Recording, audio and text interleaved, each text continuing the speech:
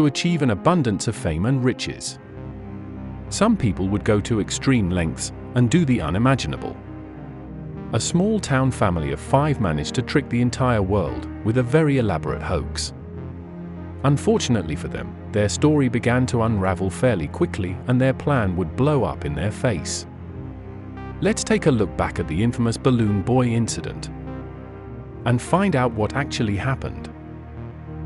On a Thursday afternoon in October of 2009, many parts of the world were on the edge of their seats watching the live news, reporting on a rather strange occurrence. The Heene family of Colorado called the police early in the morning in a frantic, suggesting their 6-year-old son had floated away in a homemade helium balloon. 911, what's the emergency? My family and I made an experimental flying saucer.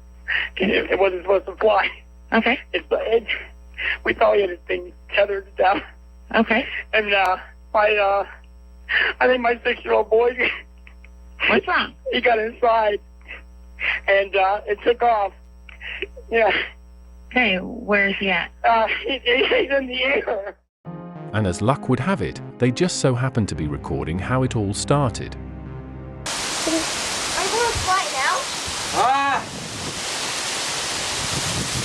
Oh. Okay, hold on, Brad. Cut. Record. Yeah. Here we go. 3, 2, 1. Whoa! Oh my God. Okay. Are you in? Taylor! Hey! You didn't put the tether down! Fireman!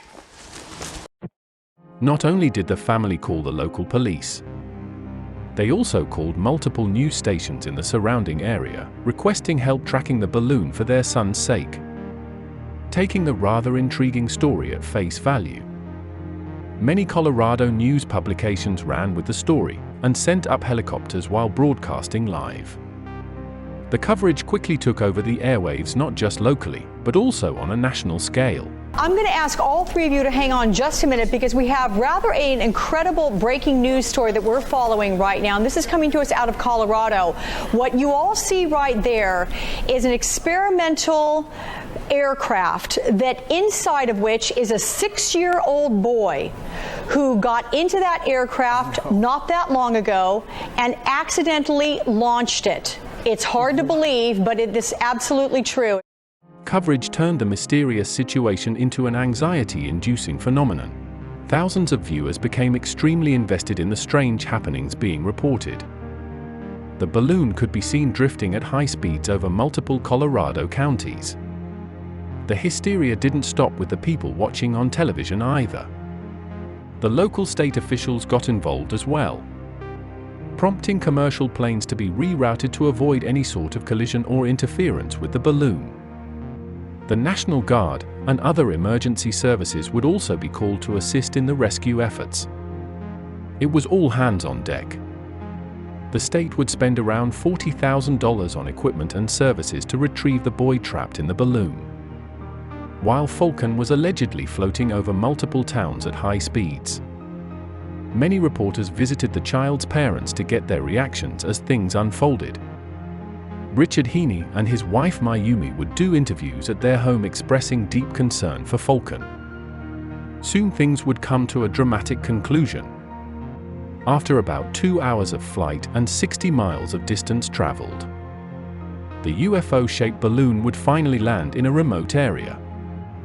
Ambulances and other emergency responders would be dumbfounded to find no sign of the boy.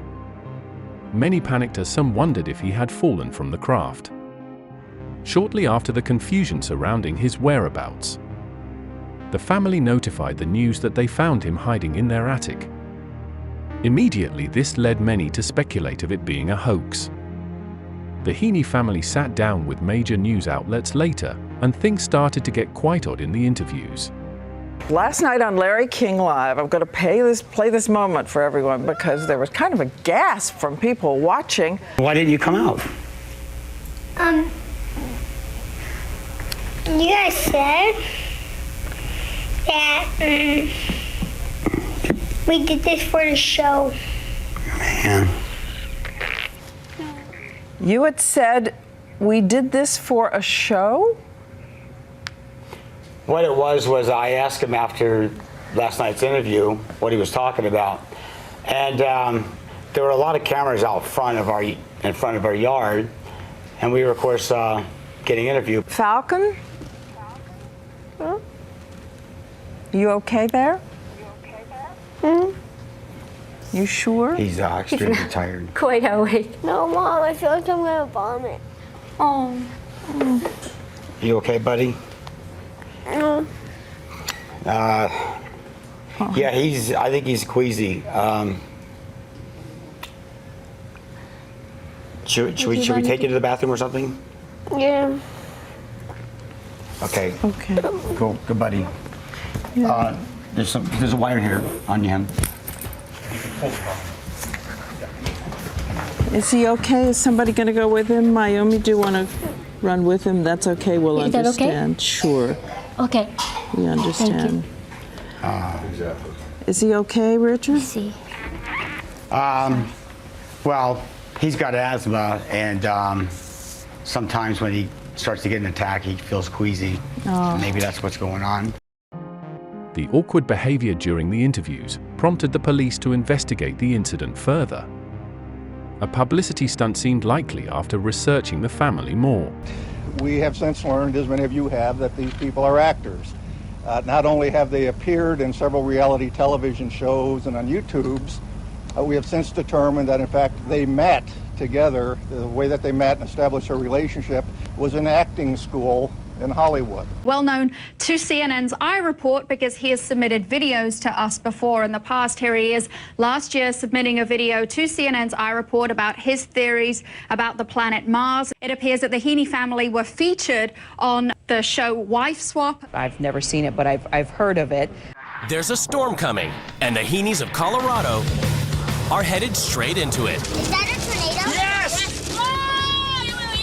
There we go! Go to the deck! Mom Mayumi is devoted to helping her fringe scientist and inventor husband Richard, and also manages to take care of the 3 rough, tough Heene boys who are completely out of this world. The parents face serious legal trouble for the expensive hoax. They were charged with multiple offenses for the search and rescue efforts. Both parents later pleaded guilty to the crimes brought forth. A judge sentenced Richard Heene to serve 90 days of incarceration and 100 hours of community service. For his wife Mayumi, she was sentenced to 20 days in jail. They were also ordered to pay $36,000 in restitution. Years later, Richard still claims the incident was real, despite the guilty plea and the evidence saying otherwise. And how, after you stack all that stuff, throw in the interview that was on CNN with Wolf Blitzer, you throw all that together with a background you have, why wouldn't people go? This is another hit piece. This is another hit piece, which I anticipate. Here? Yeah. What is it going to take to change public opinion that you know is still out there about what happened 10 years ago? What would be nice is if the media could actually go, yeah, Richard's got a point, but it's so biased, okay? The media continues on with the same narrative. And all these years later? Do you feel a sense still that you need to clear your name? Oh, most definitely. Still, 10 years later? Yeah. Oh, yeah. Why is that still so important to you? I've lost many opportunities. I've lost a lot of opportunities. I've had people contact me about things I've invented, and the deal went south. And, because they find out who I am. What do you think about this story? Was it all just an expensive misunderstanding? Or was the family just out to get their 15 minutes of fame? Leave a comment below and let me know.